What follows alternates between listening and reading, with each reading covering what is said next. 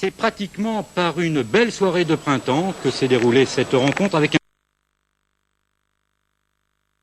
à Monaco, et d'autant plus nerveux que les Monégasques vont être les premiers à se créer une occasion à la suite d'une mauvaise passe de Michel Ngom dans les pieds de Daniel Bravo.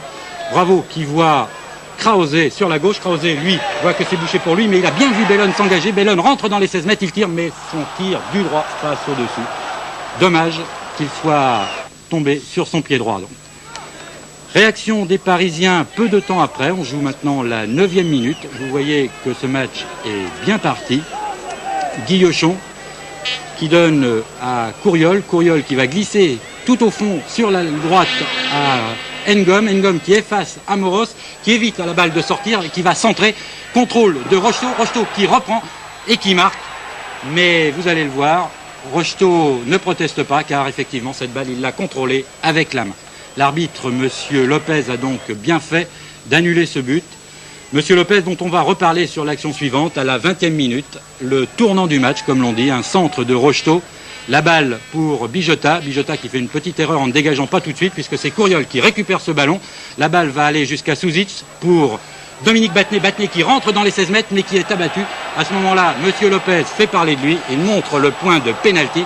Autant vous dire que du côté de Monaco, on n'est pas du tout d'accord. Vous allez revoir d'ailleurs ces images au ralenti et vous allez voir que finalement c'est sévère et qu'un coup franc aux 16 mètres aurait été certainement plus approprié. La passe de Souzic, d'abord Battenet est abattu vraiment sur la ligne. En plus, voyez bien Simon, il joue vraiment le ballon, il ne joue pas Battenet. Et puis Battenet, il faut bien reconnaître, il en rajoute un petit peu en tombant. Monsieur Lopez a donc sifflé un pénalty, c'est dur. Mais lui, Rocheteau, ne va pas faire de sentiment. Et il le prend Ettori à contre-pied. Paris Saint-Germain 1, Monaco 0. Pas la joie du côté des supporters, bien sûr, de Monaco. 1-0, on ne sait jamais. Ça pourrait être finalement le résultat final de ce match. Enfin, on n'en est pas encore là. Il reste 1h10 à jouer à ce moment-là. Les esprits vont être un petit peu perturbés à ce moment-là. C'est-à-dire que le match va être un petit peu haché. Et puis, on joue maintenant vers la 35e minute un nouveau centre de Rocheteau et un but marqué de la main encore plus nettement que le premier tout à l'heure par Michel Ngom. Alors une fois ça passe, deux ça fait quand même beaucoup. Monaco va avoir du mal à éponger son chaos et en fin de première mi-temps, ils vont quand même se ressaisir à la suite de cette action de Bellone pour Amoros. Amoros qui va rentrer dans les 16 mètres, qui va réussir quelque chose de fort. Malheureusement, son tir passe à côté. Gros plan sur l'arrière latéral de l'équipe de France qu'on va retrouver en train de tirer un coup franc.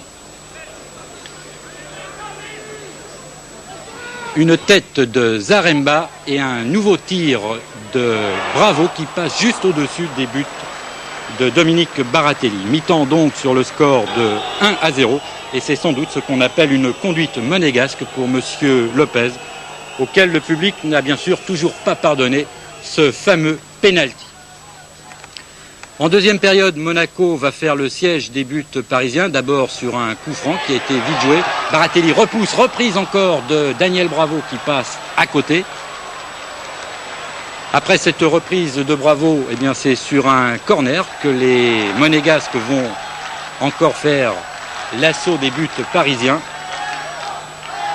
Cette fois-ci, la balle va rentrer dans les buts, mais là encore, Monsieur Lopez va intervenir et cette fois justement, puisque sur ce but de Krause, vous allez le revoir, Gengini était hors jeu, le tir d'Amoros était beau, Lucien Muller a beau protester, il a un petit peu tort, puisque vous allez voir le tir de Amoros est superbe, il arrive sur le montant, mais Gengini est tout seul devant Baratelli, Krause a bien suivi, mais finalement Gengini était hors jeu, ça c'est indiscutable. Les coéquipiers d'Ettori, bien sûr, ne se découragent pas pour autant. Ils repartent, toujours par Bellone qui lance de grandes balles. La balle est rabattue par Leroux pour Krause. Tir de Krause sur son pied gauche et arrêt tranquille pour Dominique Baratelli. Les Parisiens vont tout de même se créer une occasion en deuxième période. Sur une superbe accélération, vous allez voir, ils vont être encore tout près de marquer un nouveau but. L'action est menée par Couriol pour Ngom, l'accélération de Michel Ngom qui prend le roue de vitesse Malheureusement, il a poussé un petit peu trop loin. Il donne derrière pour Suzic. La balle est contrée. Finalement, Ngom la met sur le petit filet. Et en plus, comme il était hors jeu, il n'y a donc pas de regret à avoir pour les Parisiens.